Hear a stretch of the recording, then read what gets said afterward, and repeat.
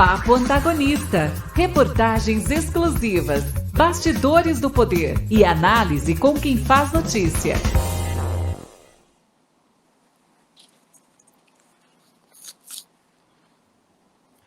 Muito boa noite, Luiz Henrique Mandetta, bem-vindo mais uma vez ao Papo Antagonista, tudo bem?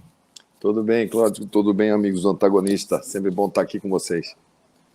O prazer é todo nosso, a sua presença aqui tem um motivo pontual, obviamente que a gente quer tratar de vários temas, mas circulou desde ontem a versão de que o senhor teria já desistido, abandonado a sua pré-candidatura à presidência da República, que isso já era uma decisão, inclusive o próprio Luciano Bivar nos disse, né, que o seu plano agora é se candidatar ao Senado ou à Câmara dos Deputados. Eu aproveito para já lhe perguntar, o Bivar é seu porta-voz agora ou não? Papo reto aqui, como sempre, né? Não, gente, veja bem, esse partido que ele está se formando agora, e como o próprio nome diz, ele é uma fusão. Então você joga duas soluções na água e espera um tempo para aquilo dali entrar em equilíbrio. Isso foi uma primeira reunião. Se não for água e óleo, né? Mas, assim, como são duas agremiações políticas cujo tema é política, ela tem muito ponto de convergência, são de pensamentos liberais, ocupam um campo do centro democrático, ela tem condições, sim, de se tornar uma solução muito agradável. Agora, foi uma primeira reunião e um tema novo para essa fusão, porque quando nós começamos no Democratas, ali pelo mês de março, abril, depois das eleições da Câmara, que a gente começou a fazer um debate interno de saber como é que o partido ia ter, qual seria o olhar do partido sobre tudo que estava acontecendo no país. Então, me foi dado pelo partido essa incumbência de coordenar trabalhos e começar a fazer uma discussão ampla sobre o Brasil, e isso me expôs muito, mesmo porque a gente estava vivendo a segunda onda da epidemia, depois ainda veio o CPI, por cima daquilo, e ao mesmo tempo a gente estava discutindo economia, estava discutindo Bolsa Família, geração de emprego, desigualdades, liga social, relações exteriores, educação, e trazendo muita gente para opinar e formando o que seria o embrião, enfim, o início de um plano de olhar para o Brasil, de governo para o Brasil, para o democrata saber qual era o pensamento dessa agremiação política. E o PSL não participou desses 6 meses, vamos dizer assim. E eu tinha um compromisso, e tenho um compromisso com o partido, de entregar o resultado desse trabalho até o fim de novembro, até o dia 30 de novembro. Eu sempre brinquei, falei, dia do meu aniversário eu entrego, dia 30 de novembro. E aí eu disse para o Neto, falei, olha, a gente precisa colocar isso também para o PSL, para o Bivar, enfim, para as pessoas, para eles saberem que a gente está chegando nesse ponto e também para a gente começar a amadurecer para onde que o partido vai. Se vai ter um protagonismo de candidatura à presidência, se vai aproveitar esse pensamento, se vai fazer outro trabalho, ou se, enfim, se vai compor, ou se não vai ter nenhuma participação no cenário nacional, ele precisa sinalizar para as pessoas, elas perguntam muito, né? Elas querem saber, e a sociedade quer saber. Então foi uma conversa informal, não foi uma conversa, não foi uma deliberação, não foi uma conversa de partido, nada, foi uma primeira conversa onde a gente colocou vários cenários. Olha, tem o Moro, tem a prévia do PSDB, a gente marcou para essa semana exatamente porque a prévia teria sido no domingo, que não aconteceu, claro, né? Essa bagunça lá no PSDB, o Ciro, enfim, para onde que o Bolsonaro chega, o Lula, essa história que é comum nas rodas de conversa. E eu disse, como eu já disse várias vezes em vários meios de comunicação, que, olha, ninguém pode impor candidatura. Quem quer apoio tem que também dar sinais de que pode apoiar. E se for para ser candidato a presidente, eu estou pronto, a vice, a senado, a deputado, desde que seja um projeto que a gente saiba para onde a gente vai e que a gente faça com o coração. E isso eu digo sempre, posso até entregar santinho aí nas ruas do Brasil. Eu acho que essa minha maneira claro, de verbalizar, talvez ele tenha compreendido como uma decisão de não candidatar, enfim. Mas acho que matéria superada, eu acho que ele compreendeu mal.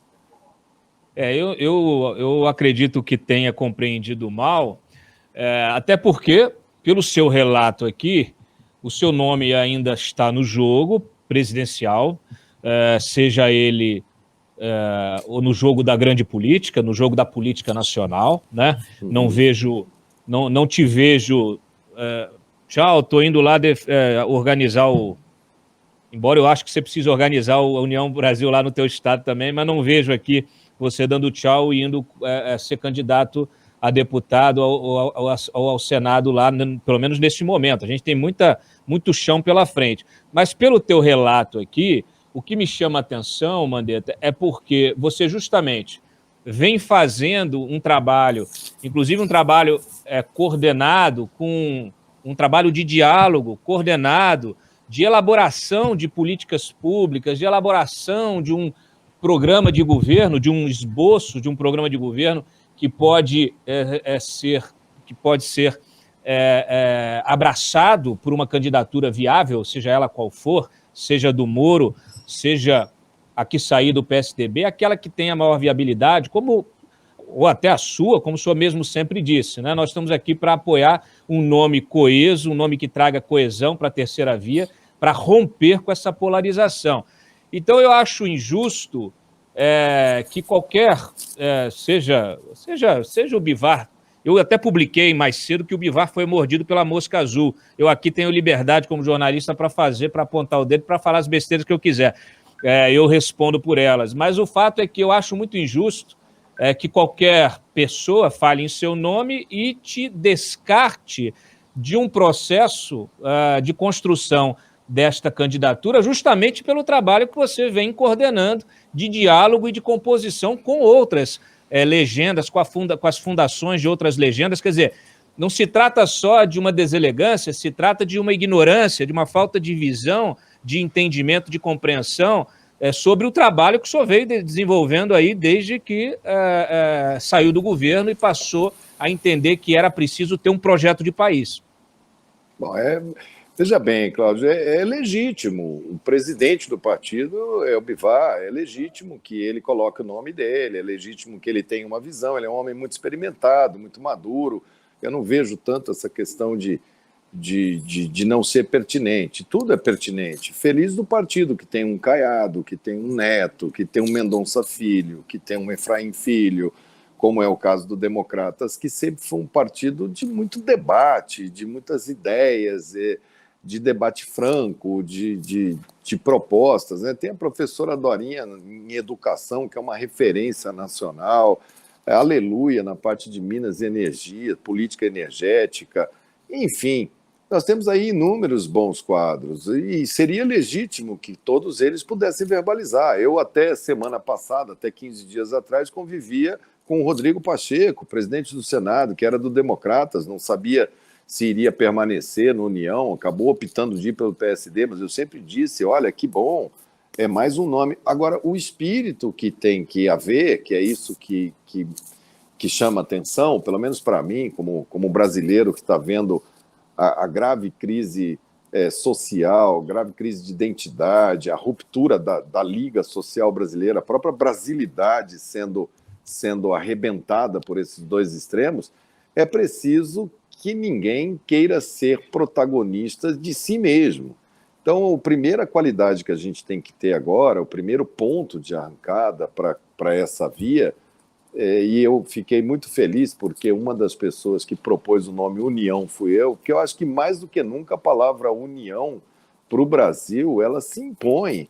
Ou a gente se une para sair dessa tragédia socioeconômica que esses dois nos meteram, ou a gente se une, ou realmente isso daqui vai ser, se a farinha é pouca, meu pirão primeiro, vai ser uma gritaria, vai ser muito ruim, nós estamos perdendo cérebros aos borbotões, as pessoas estão desistindo do Brasil, estão indo embora, e isso é muito ruim, é lamentável que isso esteja assim. Então, eu acho que foi uma primeira reunião, eu acho que a gente se conhece e ainda está num ponto de conhecimento. Eu vejo nele qualidades que o levaram até aqui a presidir um partido como o PSL, a tomar decisões, enfim, um homem experimentado. Agora, como presidente do partido, ele vai saber conduzir esse diálogo que é interno. Quer dizer, era uma reunião muito pequena, ela não é representativa do partido. A gente tem que colocar lá os deputados, os senadores, os quadros históricos, enfim, tem que agora fazer desse início desse produto de trabalho, fazer uma coisa maior, porque os partidos eles só se justificam quando eles têm posições, e essa eleição ela vai ser uma eleição marcada por posições sobre tudo, né? Não dá para você chegar e falar assim, não, é só uma pessoa que eu não tenho... Precisa ter verbalização sobre isso tudo. Então, eu acho que é nesse sentido, e se for importante para um processo desse, eu não sei o que... Tem uma pitada de destino nessa história. Eu não sei se eu vou ser o incumbido de levar essas propostas à frente. Eu não sei se esse partido vai compor.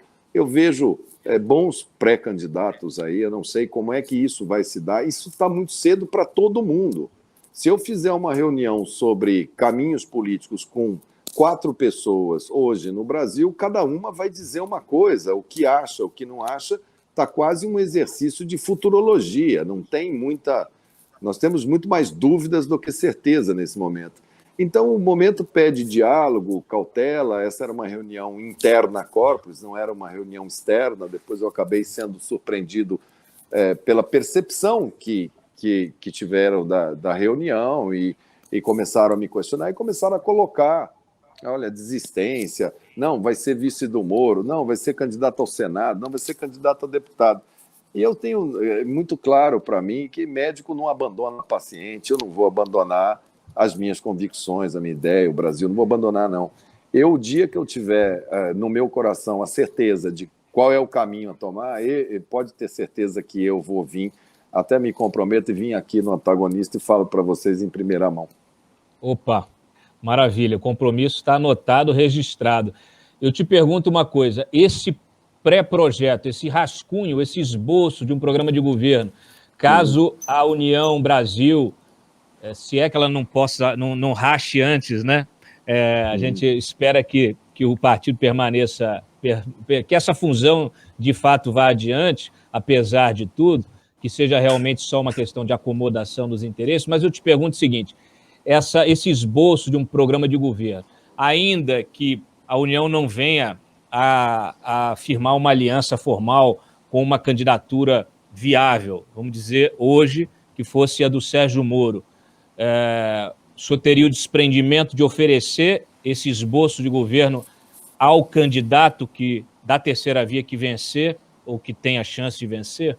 Claro, eu convidei, eu disse ao Moro várias vezes, venha para a União, venha aqui para dentro, pode sinta-se à vontade, eu acho que é um partido que poderia dar para ele um conforto político muito bom, compartilho todas as minhas ideias, e elas são muito convergentes, né? Se a gente vai fazer um sacrifício, o nosso sacrifício deve ser uma decisão política irreversível, como Estado e não como governo, em prol da educação em período integral, desde do pré-infantil até o fim do ensino médio.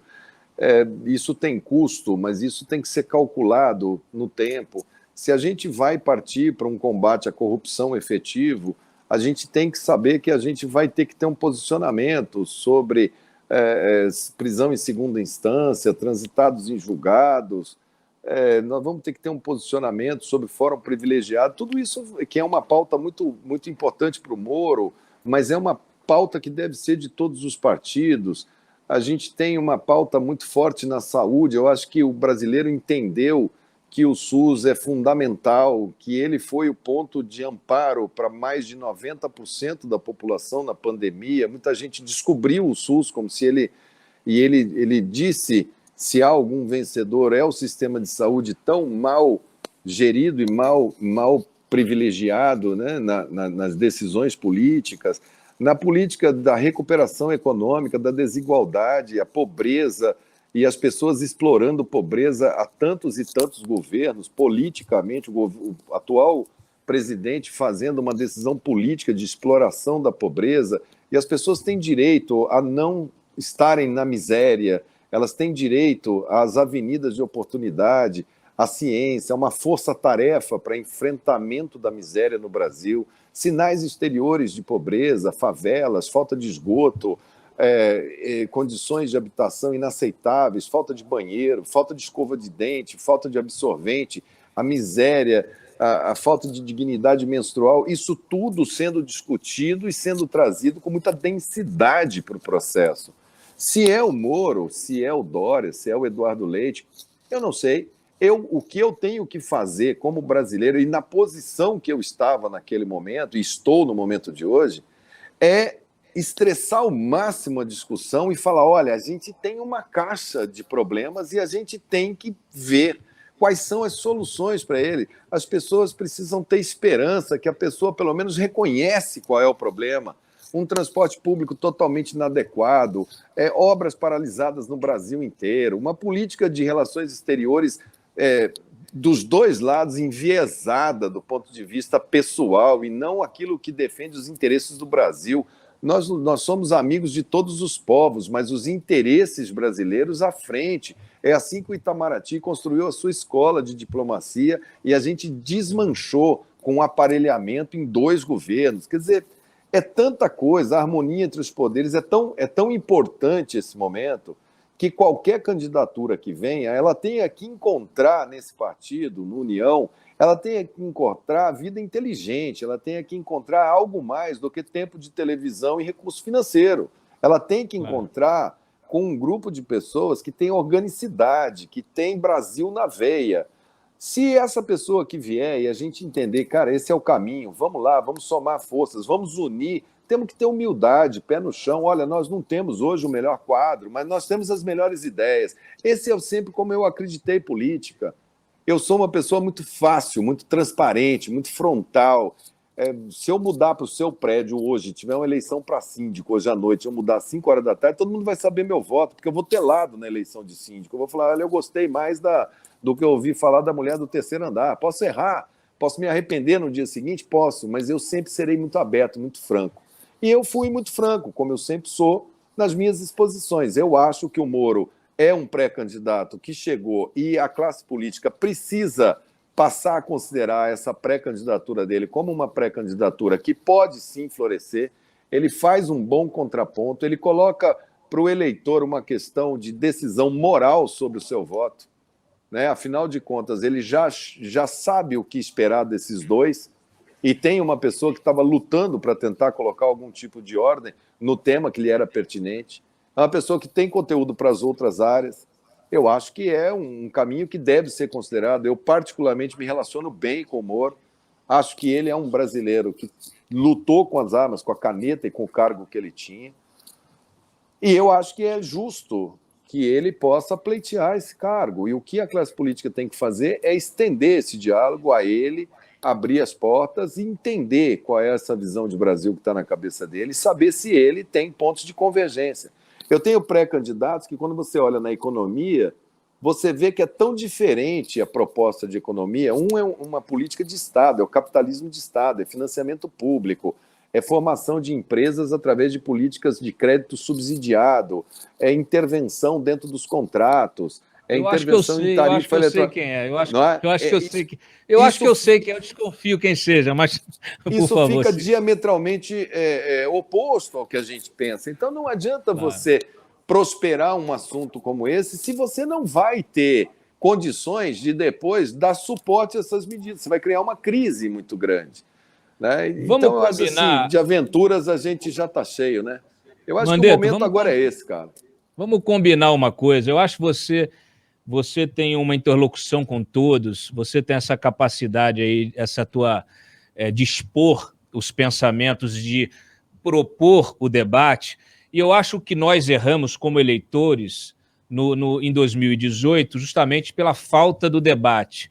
E eu acho que a campanha em si é muito curta para o debate de longo alcance, nas TVs, etc. Eu vi que algumas emissoras se prontificaram a dar visibilidade para o debate dos tucanos. Eu acho que seria de muito bom grado se houvesse uma forma, né, de trazer os pré-candidatos para um debate,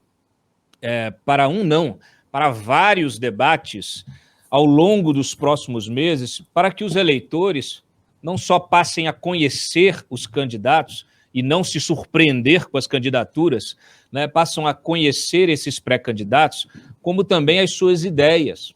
Né? O Jair Bolsonaro, por exemplo, quando ele foi esfaqueado, ele não compareceu mais a nenhum debate. Então, as pessoas desconheciam a sua incapacidade, né? O público em geral, o eleitor em geral, acabou surpreendido, né? Foi levado pela emoção do voto antipetista, do voto anticorrupção, e apostou e acabou sendo levado pela emoção da campanha, por uma campanha de muito engajamento, de muita vibração ali, com grupos de WhatsApp, de muita novidade, e no fim das contas elegeu esse patife que está ocupando a presidência da República. Eu acho que para a gente não cometer esse erro novamente, poderíamos tentar, e você com a sua interlocução, trazer esse debate, antecipar esse debate. Eu tenho certeza que se botar ali o Lula, o Ciro, você, Alessandro Vieira, o Moro, o Dória, o Leite, trazer essa gente para a mídia, mas para debater mesmo, e eles já debaterem as suas ideias, já colocarem as suas ideias. Eu acho que os nossos colegas de profissão deveriam também se abrir para isso. Eu acho que a legislação eleitoral, o TSE, também pode ter uma interpretação mais flexível em relação a isso, separar o que é propaganda e o que é debate qualificado, porque as pessoas precisam conhecer o presidente da República, como conhecer o senador, o deputado, etc. Nesse sentido, nesse caminho, que é o que eu acredito, as pessoas conhecerem mais e melhor, a gente tem vários exemplos, não é só o do Bolsonaro, não. Eu me lembro a primeira campanha, que era do Collor, ela se resumiu a ser o caçador de marajás. Exato. Ninguém sabia mais nada. A do Fernando Henrique era o pai do Plano Real. A do Lula era o PT, o mais honesto do mundo. Todas elas nós quebramos a cara, porque nós não sabíamos a fundo o que é que ia ser feito. Eu acho que a Dilma era o poste do Lula. Também não conseguia nem completar uma frase. Esse veículo democrático que é a plataforma digital, e aqui o antagonista dá um show, a televisão é muito limitada no seu aspecto tempo. Ela tem a propaganda, ela tem o intervalo, ela tem a grade da televisão, ela bota aquele debate às 10h30 da noite, 1 minuto para a resposta, 30 segundos para isso, que eles vão todos muito encaixotados. Aqui a gente poderia fazer debate e falar assim, maratona, 12 horas de debate com as pessoas, 1 hora para você dar suas ideias, depois mais 1 hora para crítica franca, aberta. Por que não? Pergunta, resposta, igual a gente está fazendo aqui. E fique cada um na sua casa para economizar dinheiro. Vamos fazer isso. Fica o convite aqui para a gente fazer essas 12 horas de maratona. A gente põe lógico, aí. Depois eu converso com o Mário Puglione, chama as pessoas e fala, vem cá, vamos fazer 12 horas, dia tal. Vai ter 1 hora para o candidato do PT, 1 hora para o outro. São 5 horas de exposição livre e depois 7 horas de debate franco. E abre, dá 10 minutos de resposta para cada um. Deixa as pessoas esgotarem os assuntos. Deixa as pessoas enfrentarem os seus dramas. Outro dia eu estava vendo que o Bolsonaro falou, eu topo ir no debate, mas não quero que pergunte da rachadinha, nem da minha família. Da minha família. Não quero que pergunte da minha família. Ele trouxe a família toda para dentro da política e não quer perguntar da família. Não pergunta, porque essa daí eu não consigo responder. Folhinha verde, quer dizer, não sabe brincar, não desce no play, né, meu amigo? Agora, isso tudo é o que a gente deseja, uma eleição amplamente debatida, discutida, as pessoas podendo saber que do outro lado tem uma pessoa normal, uma pessoa que é filho de alguém, que é irmão, qual é a profissão, o que ele faz, o que os pares pensam dele na profissão, como é que é a sua trajetória, como é que é a sua vida, o que você fez, qual é o seu drama, quais seus erros, quais seus acertos. Não tem ninguém que não tenha erro. Mandetta, a gente está extrapolando aqui, tinha que ser, sabe o quê? Uma espécie de BBB. Vocês entravam todos, ficavam 3 meses. 3 meses dentro de uma. 3 meses é dentro muito. De uma casa. Era capaz de sair algum cadáver lá de dentro com 3 meses. Mas assim, uns 3 dias já estava bom. Casa, e aí ia selecionando, a seleção ia ser natural. Põe o povo ali para ficar assistindo e falar: tem 3 dias de política pura, os 3 tem trancados ali dentro, tem câmera 24 horas. Né? Eu acho que seria bom. Eu acho que precisa um dia a gente ter maturidade, cara, para a gente parar com essa política de bastidor, com essa política de eu fiz uma reunião, vai lá e fala que a reunião foi assim. Fala assim, não, é tão fácil, cara, É tão tranquilo, escute o que as pessoas têm a dizer. E hoje em dia também uma parte muito grande da imprensa, ela escuta e tem aquela... Existe hoje uma corrida de saber quem deu o furo, né? Quem foi o cara que tuitou primeiro, quem postou primeiro. E às vezes a gente depois tem que ir atrás para falar, não, calma, não é bem assim e tal. E o próprio eleitor, o leitor que está do outro lado, fala, mas afinal de contas, o que será que aconteceu? E acaba cumprindo, porque tá tendo muita notícia plantada, sabe, Cláudio? Muita gente plantando, muita gente plantando. Para encerrar, eu vejo o teu caso como ex-ministro da Saúde, eu vejo o caso do Dória como um governador que lutou pela vacina, você que também lutou pelas todas as políticas baseadas na ciência para o enfrentamento da pandemia. O Dória lutou pela vacina também nessa mesma linha, seguiu a mesma linha que você, defendendo isso, mas vocês, nas pesquisas, não conseguem sair ali daquela margem, né? Da parte de baixo ali do ranking, né? Então, assim, a pesquisa é com 1%, 2%. O eleitor brasileiro é ingrato, porque até há pouco tempo primeiro que a gente tem aí uma pilha de mortos, né? Mais de 600 mil mortos. Temos uma economia dilacerada também pela pandemia, temos problemas crônicos que foram agravados por causa da pandemia. Como é que é para você ter trabalhado em prol da cidadania, em prol da sociedade, na defesa dessa sociedade, na defesa da vida, né? Assim como acontece lá com o Dória, e vocês não serem reconhecidos por isso nas pesquisas? O eleitor brasileiro é ingrato? Não. Eu acho que, no momento, o eleitor brasileiro está sendo colocado num jogo que é quase combinado entre os dois, do bom e do mal, do preto e do branco, da dicotomia. Eles se nutrem um do outro, são muito iguais, são muito parecidos na sua estratégia, radicalizam bastante para depois falarem que são pacatos cidadãos. E eles estão, o Lula é candidato a presidente, eu era líder estudantil no Rio de Janeiro, eu tinha 19 anos, 20 anos no movimento de direta já, ele já era candidato a presidente. Eu estou com 57 anos, isso tem 40 anos. O Bolsonaro, desde que assumiu, é candidato à reeleição, não passa um dia sem ver qual é a sua possibilidade de estressar. E é natural que, quando se coloca aqueles que detestam o governo Bolsonaro, eles olham e falam, vou votar no Lula. Por quê? Não é por causa do Lula, é porque eu não quero esse governo. Aqueles que falam que vão votar no Bolsonaro, por quê? Porque eu não quero Lula. Então o eleitor está preso numa armadilha, numa areia movediça. Porque todos esses outros candidatos, Dória, eu, Eduardo Leite, Moro, nós nunca participamos de um processo eleitoral. Nós somos o ponto futuro, nós somos a porta de saída, nós somos a porta de reencontro do Brasil, nós somos a esperança. E quando a porta desse caminho e o eleitor perceber que, peraí, tem essa porta aqui, é claro, porque nas pesquisas mostram que mais de 35% falam que não querem votar nenhum nem no outro. Agora, o que não pode é saírem os 4 ou 5, todos eles falando, eu sou a porta. As pesquisas esse ano, teve uma que saiu que tinham 14 candidatos fora Lula e Bolsonaro. Luísa Trajano, Ciro, Huck, Datena, Mandetta, Moro, Alessandro, Simone Tebet. É lógico que não vai ser esse o quadro vai começar a funilar, a gente vai ter agora nesse primeiro semestre, praticamente vai ficar ali entre 3 a 4 candidaturas de maior porte, as outras vão ser candidaturas, basicamente candidaturas políticas.